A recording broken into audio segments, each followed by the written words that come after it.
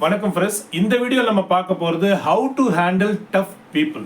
Tough people அப்படின்றது உங்களோட பிஎஸ்ஸாக இருக்கலாம், உங்கள் கூட ஒர்க் பண்ணுறவங்களா இருக்கலாம், உங்களோட பாஸாக இருக்கலாம், உங்களோட சபார்டினேட்ஸாக இருக்கலாம், யாராக வேணா இருக்கலாம். நம்மளை சுற்றி இருக்கக்கூடிய டஃப்பான சில பீப்புளை எப்படி வந்து ஹேண்டில் பண்ணுறது அப்படின்னு தான் அந்த வீடியோவில் நம்ம பார்க்க போகிறோம்.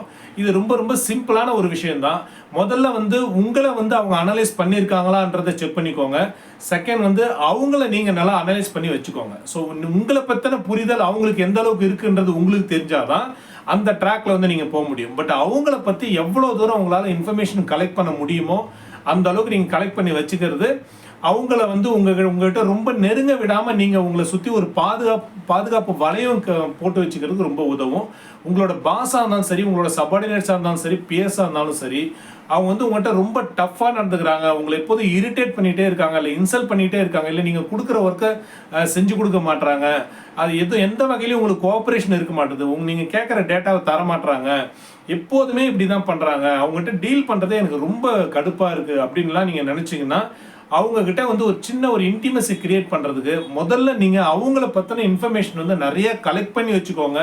First point. Second point, try to get some பர்சனலாக அவங்ககிட்ட கொஞ்சம் பேச ஆரம்பிங்க. அவங்களோட ஃபேமிலி பர்டிகுலர்ஸ், அவங்க பசங்க என்ன பண்ணுறாங்க, உங்கள் பசங்க என்ன பண்ணுறாங்க, இந்த மாதிரி வந்து சில விஷயங்கள் வந்து ஷேர் பண்ணிக்கும் போது உங்களுக்குள்ளே வந்து அந்த அந்த ஒரு சின்ன பேரியர் வந்து உங்களுக்கு வந்து பிரேக் ஆகி உங்களுக்குள்ளே வந்து ஓரளவுக்கு ஒரு புரிதல் உண்டாகக்கூடிய வாய்ப்பு வந்து உருவாகும்.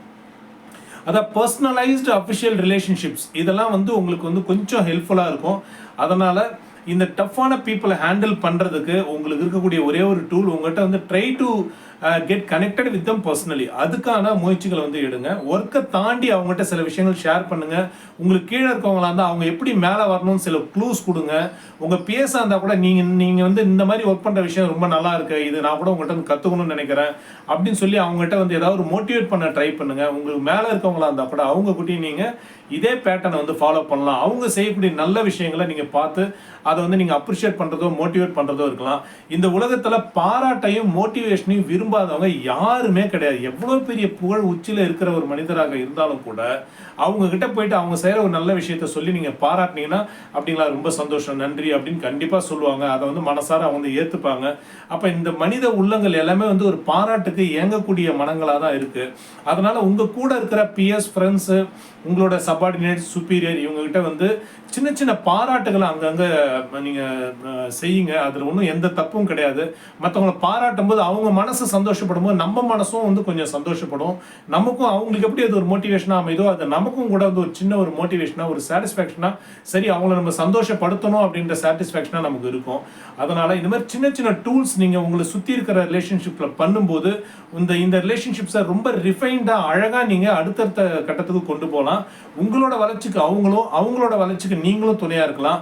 இதை தான் வந்து டிரான்ஸ்பரன்சி இன் கம்யூனிகேஷன் சொல்கிறோம். ஆனால் வந்து உங்ககிட்ட அவங்க வந்து கேம் ஆடிக்கிட்டே இருக்கிறாங்கன்னா நீங்கள் திருப்பியும் போயிட்டு கேம் ஆடிக்கிட்டே இருக்கிறத விட ஸ்ட்ரெயிட்டாகவே இந்த பாலை போடுங்க. ஸ்ட்ரெயிட்டாகவே நீங்கள் வந்து அவங்ககிட்ட டிரான்ஸ்பரண்ட்டாக பிஹேவ் பண்ணும்போது அவங்க கண்டிப்பாக ஒரு நிமிஷம் யோசிப்பாங்க. அதனால் வந்து how to handle tough people அப்படின்றதுக்கு நீங்கள் பெரிய ஸ்ட்ராட்டஜி பாலிடிக்ஸ்லாம் ஒர்க் அவுட் பண்ணாதீங்க. Just try to be transparent in communication with them. அது நீங்கள் பண்ணீங்கனாலே உங்களுக்கு ரொம்ப எக்ஸலண்ட்டான ரிசல்ட்ஸ் கிடைக்கிறத நீங்கள் பார்ப்பீங்க. தேங்க்யூ.